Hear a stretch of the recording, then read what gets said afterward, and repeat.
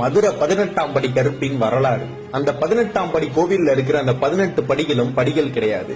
மாந்திரிக செய்கிற மந்திரவாதிகளின் ஜீவ சமாதி அது. அதுக்கு மேலதான் 18ஆம் படியான் கருப்பு உட்கார்ந்திருப்பாரு. இந்த 18ஆம் படி கருப்பு மதுரையில எப்படி உருவானாரு? பாண்டிய நாட்டுல இருக்கிற அழகர் கோவிலுக்கு சேல நாட்டு மன்னன் வராரு. அழகரை பார்த்தோன்னே அவரோட அழகுல மயங்கி பிரமிச்சு போய் நிக்கிறாரு. இந்த அழகரை எப்படியாச்சும் கடத்தி நம்ம நாட்டுக்கு கொண்டு வரணும்னு எவ்வளவோ திட்டம் போடுறாரு. அந்த சேல நாட்டுல உள்ளவங்க சொல்றாங்க அது ஒரு சக்தி வாய்ந்த சிலை, அது அவ்வளவு சீக்கிரம் கொண்டு வர முடியாதுன்னு.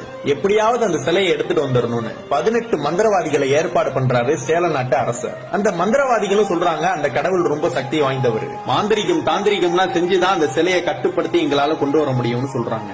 அதுக்கு நீங்க எங்களுக்கு காவலுக்கு யாரையாவது அனுப்புங்கன்னு சொல்றாங்க. அந்த சேல நாட்டு அரசரும் அதுக்கு நான் சம்மதிச்சுட்டு 18ஆம் படியான் கருப்ப காவலுக்கு அனுப்புறாரு. அந்த 18 மந்திரவாதிகளும் அந்த அழகர் கோயிலுக்கு போறாங்க. அந்த 18 மந்திரவாதிகளுக்கு காவலா கருப்பும் போறாரு. அந்த மந்திரவாதிகள்லாம் கோயிலுக்குள்ள போனோன்னு யாரோட கண்களுக்கும் நம்ம தெரியக்கூடாதுன்னு ஒரு மாந்திரிக மைய கண்ணுல தடவுறாங்க. அந்த அழகரோட அழகுல இந்த மந்திரவாதிகளும் மயங்கி போயிடுறாங்க. இந்த 18 மந்திரவாதிகளும் உட்கார்ந்து மந்திரம் செய்து அந்த அழகரோட சக்திய கொஞ்சம் கொஞ்சமா எடுத்துக்கிட்டே இருக்காங்க. இது தினசரி நடந்து கொண்டே இருக்கிறது. அந்த அழகரோட முகப்பொலிவும் கொஞ்சம் கொஞ்சமா குறைஞ்சுக்கிட்டே வருது. இந்த 18ஆம் படி கருப்பும் அழகரை பார்க்கலாமேன்னு போறாரு. அவரும் அந்த அழகரை பார்த்து அழகுல மயங்கி நிக்கிறாரு. இங்க நடக்கிறது எல்லாமே இந்த கோவில் பூசாரி கனவுல அந்த அழகர் சொல்றாரு, என்னை திருடி செல்வதற்காக 18 மந்திரவாதிகள் என் கருவறையில் மறைந்து உட்கார்ந்து இருக்காங்க, என்னை காப்பாற்றுன்னு அந்த அழகரும் சொல்றாரு. இவர் இந்த பாண்டிய நாட்டு அரசர்கிட்ட போய் இதை நான் சொல்றாரு. அந்த அரசரும் ஒரு வழி கண்டுபிடிச்சு தினந்தோறும் அந்த பிரசாதம் வைக்கிற அந்த பொங்கல்ல நிறைய மிளகு சேர்த்து வைக்கிறாங்க.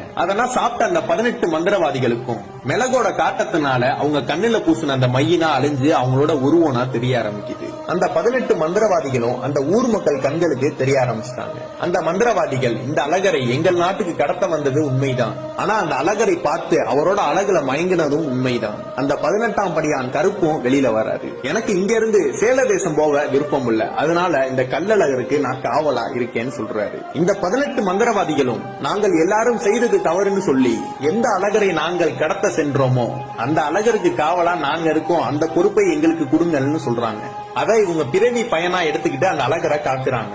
18 மந்திரவாதிகளும் வடக்கு நோக்கி அமர்ந்து தவம் செய்து தங்களுடைய உயிரை தாங்களே ஜீவசமாதி படுத்திக் கொண்டார்கள். அந்த ஒவ்வொருவரும் ஜீவசமாதி படுத்திக் கொண்ட அந்த இடத்தை தான் 18 படிகளாக அமைச்சிருக்காங்க. இவங்களோட சேர்ந்து இந்த 18ஆம் படியான் கருப்பும் காவலுக்கு நிக்கிறாரு. அவரோட உத்தரவு இல்லாம எதுவும் உள்ள போகவும் முடியாது, வெளியே வரவும் முடியாது. கூப்பிட்ட உடனே வந்து நிக்கிற தெய்வம் பொய்யா தெய்வம், அதுதான் இந்த 18ஆம் படி கருப்பு. உண்மை எங்க இருக்கோ அவங்களுக்கு பக்கத்திலேயே இருந்து வெற்றி பெற செய்யக்கூடிய தெய்வம் அப்படின்னா கருப்புக்கு நிகரான தெய்வம் எதுவுமே இல்ல.